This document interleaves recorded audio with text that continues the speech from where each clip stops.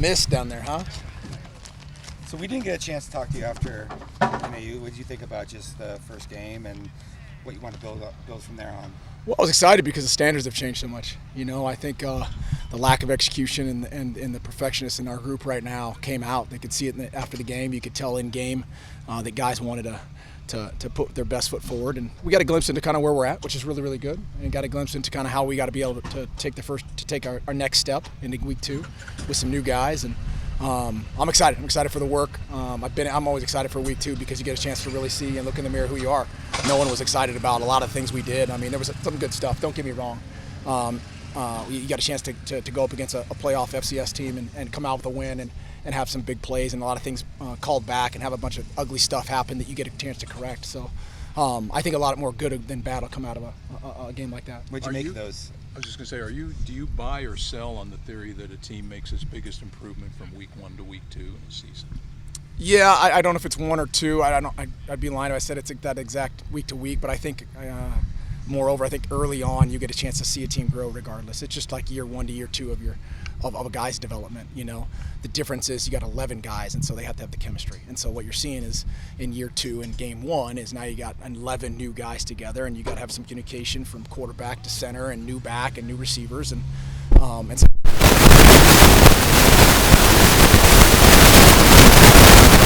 where we are, because who we are right now is 1 week in, and we're 1-0 and got a chance to go into SEC territory and play a really good football team. So that's exciting. What do you see different from Mississippi State? Obviously, a lot of new faces, not only in offense but defense too. What do you see that's different from the matchup last year? Yeah, I mean everything. That they're going in their second year. They're going into their second year of development and roster building for the SEC. And I know that's no small task for I think it was first year coach last year. So they'll be, in my opinion, probably one of the most improved teams we'll play.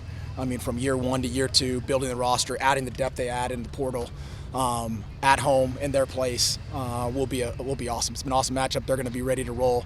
They're going to be really good. Is it tough to tell how much odd front versus the 4-2-5 stuff that they might be in defensively? Yeah, you don't know. I mean, you can never know the percentage. You can just go ahead and try to plan for both because they mix it up. They do a really good job with mixing up their personnel groups. They've got a much deeper up front now, so I think that gives them to maximize their capability to kind of get in and out of what they want to get in and out of. So I think, yeah, their combination of how they mix it up personnel-wise, down in distance and field position will be something we'll have to keep our eye on. The run-pass balance was pretty uncharacteristic for what we've come to expect from you guys on Saturday. What do you think the run game could be this season? What did you expect? Closer to a 50-50 Well, split. I would have thrown it 20 times, and we got JT and Sam. Do you know what you guys would have said? What are you doing? You got the physical. I'm kidding. We wanted to go in that. We go into the game plan with the balance really being what's going to make us efficient and down in distance and what can make us explosive. We felt like we had some things in the pass game that were really getting us moving and getting some explosive plays down the field with the box count they had and some of the stuff they were producing up front. Sam was getting a little rhythm down the field on some big plays. And so if that's hot, we're doing it, we're going to press a little bit. I mean, we're in the opportunity now. We want to be able to press that barrier a little bit more and throw the ball down the field a little bit more. Obviously, going to last year, we saw how many shots we'll throw down the field. We'll continue to do that. And so each game plan is going to be a little bit different. But if we can be aggressive and put Sam and JT and our skill guys down the field or in space, that's something we definitely are excited about doing. Coach, Jaron only played 1 snap on Saturday. Do you anticipate seeing him seeing the field more this upcoming? Yeah, we do. Obviously with the personnel groupings and some of the things we were doing, it just it played into it with some of the things that were changing in games as we kind of manipulated what was happening in game adjustments. But he'll grow. He'll transition into it. Again, he's in year 1 of a system, and I'm excited to see what he does this week. With the game adjustments you talked about, Coach, how do you feel obviously the offensive line coach Dillingham mentioned after the game just what they were doing up front and even tweaking it a little bit more, but how do you feel the offensive line just grew in the communication almost throughout the game? Yeah, we made some adjustments throughout the course of the game with what they're doing. I'd wait to see how they were going to change up the front, manipulate some of the pressures and some of the movement stunts, and that takes some time to kind of communicate to our guys. We slowed it down the second half a little bit, saw a few adjustments in there, felt better about that. But again, those are going to come in-game adjustments you can only get with experience. And so it's going to happen again this week with a new center, and new guards and not the quarterback, but those guys are all 2 of the 3 guys in the heart of your offense, your center, your quarterback, or your running back. When those 2 or 3 pieces are new, you're still going to have some growing pains on how you manipulate run game and protections and calls and communication. So it's an underestimated, kind of undeveloped talk about it, but it really is something that you think about Leaf, Sam, Scat, and now Ben, Sam, new guy, and Leak or Sip, and that communication's important for week-to-week growth, let alone in-game. So it's awesome to see that maturation grow.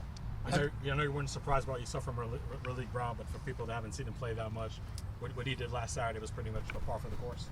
Yeah, I mean, I wouldn't. We haven't seen him play yet. I don't want to. I mean, we obviously recruited him and know how explosive he can be. You hadn't seen it in a game yet here.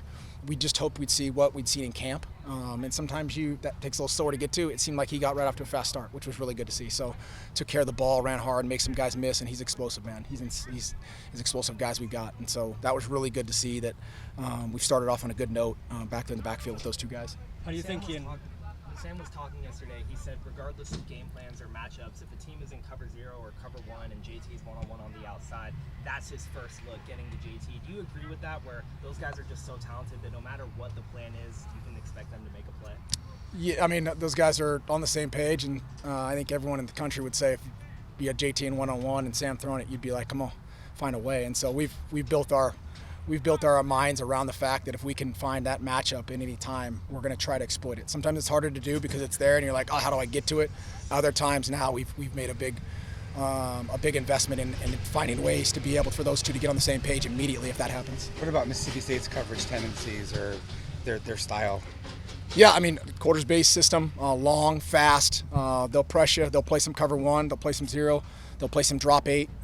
Again, they've got a good scheme that they implement in the back end with those corners. They're long. They're experienced. They've played some really good, talented teams, so they've seen it all. We've got a really good matchup against us. So excited to get our guys out there. I'm sorry, Coach.